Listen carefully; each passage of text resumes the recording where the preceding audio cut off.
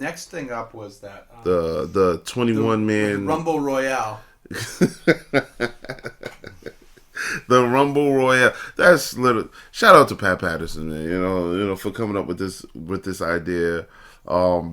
Originally, as has been executed for the past over 30 years, I believe. Over 30 years now. With the other company, but AEW had their own spin. It starts off with 4 people, and then every 3 minutes, deck of cards, and I'm like, that is just an unnecessary part of that gimmick. Yeah, I'm probably not gonna. First of all, who's verifying they're picking these cards? Right. This bullshit. And then they said, every 3 minutes, but that clock really got quick. Like, it was like every 60 seconds to 90 seconds. Yeah. There was some Enron math there. There was some fuzzy number shaving there going on. But it wasn't a bad watch. No, it wasn't. Even this wasn't a bad watch. Rumbles, other than the Royal Rumble, are really usually hard to watch. Battle Royals are really just, they're filler to me usually. They're not great. This was good. We got Leo Rush back. Yeah. We got Leo Rush back. I was excited for it. Yeah, you sure were. I was like, oh yeah. Let's see. Basically, I'm satisfied with the finish. I am too. I love that. I'm not gonna have to spoil this one. Yeah. I love that it came down to Christian Cage and Jungle Boy, and like the moment Jungle Boy came out, I said, listen. I think it's unanimously accepted that he's the future of AEW. He's the future of wrestling. And then the announcers even, hammered home your point. Exactly. And I love that it came down to those two, with the veteran putting over the young guy, and then at the end, the veteran giving pointers, telling the young guy to go out there and go get it. It was really well done. Yeah, it was passing of the torch. And not, I love Christian Cage. Like in any of those Hall of Fame vets. One more match. Any of those Hall of Fame vets are worthy of the Michael Jordan treatment for me.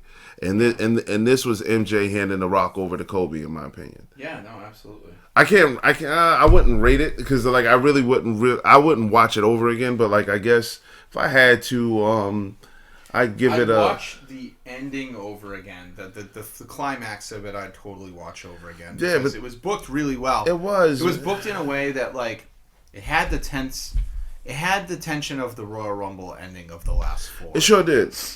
Like, it's worth seeing. Like, I agree with you. I could watch the ending over again. Yeah, the ending. But like, I'm only gonna do a 1.5 though. Not a bad 1.5, but like. The specialty matches, like it's hard for anybody to really stand out in a battle royal or Royal Rumble situation, unless they're doing something like a Kofi Kingston type, or they're eliminating 11 guys like Kane and Lesnar. But like the surprise standout was Matt Hardy's stomach tonight. Jesus, I felt bad. I was like, holy shit. We know Matt. Matt's a great guy. He's probably one of the best minds in wrestling, I think. Sure is. COVID got some people a little complacent, I guess. Hey. But Christian Cage looked great. Sure did. Jungle Boy Jack Evans looks really good. He's a really, really... Jack Perry. Jack Perry, I'm sorry. Jack Evans. Where the hell did I get that? Jack Perry. I mean, he... and I was saying to Danelle, my co-host, was like... Because this is for the title match. Yeah. It said a future title match, and then they spoiled it, like...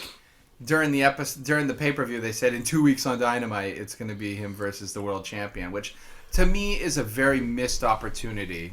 So you rather have it on a pay-per-view, really? I'd way rather have it built up on a pay-per-view. Then that's literally a spin-off of the Royal Rumble. Yeah, but whatever, and it doesn't have to be at their WrestleMania or their best pay-per-view.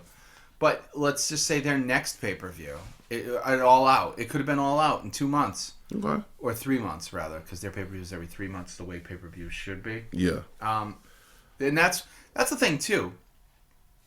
They don't have them all the time. So tonight gave them a chance to reset and hit the reset button. The pay-per-views are going to mean more because and they mean they're not so much more. Like, if their pay-per-views are like this every single time, I'm watching every single one. I don't care that I had to pay $50 out of my pocket for this. I didn't feel robbed. Whereas some of the free network pay-per-views, I want my money back in advance because it's just garbage. So my one of my gripes with AEW is like they book their regular shows like pay-per-views. That's so the problem. If this was Dynamite, like they would go to commercial picture on picture, and we would get something similar to what we saw tonight. Yeah. So if you're showing it to me every week, it loses its luster. Yeah, they book everything like they have a very indie mentality. But maybe their fan base is not just us, and that's because it seems to be doing very well. But I would love to get the numbers on this pay-per-view because I was just thinking the same thing. I think this was fantastic from top to bottom. But what did you rate the? This I rated a 2.5 count. 2.5. Yeah, absolutely. Okay, yeah, we differ there greatly. Well, because it didn't go the obvious route of Christian Cage winning it. I didn't think that was obvious. Oh, I thought so. I thought the moment I seen Jungle Boy, I said, okay, there's your winner right here, because it's the only thing that made logical sense to me. Put the future up against the well-renowned champion right now. Yeah, but I also thought that Christian versus the champion would have been amazing because they had a great first encounter and it was memorable. And let's just face it, Christian's on borrowed time. He's on very borrowed time. If you don't make him the champ or give him that spotlight now, when are you going to get the chance? But then again, does he need it? I can't say that because he's Hall of Famer. How am I supposed to say he's on borrowed time when we'll talk about it later? But Sting, Sting was like Tom Brady tonight. It's crazy. So, anyways, I stand by a 2.5 count. Oh, okay. Yep.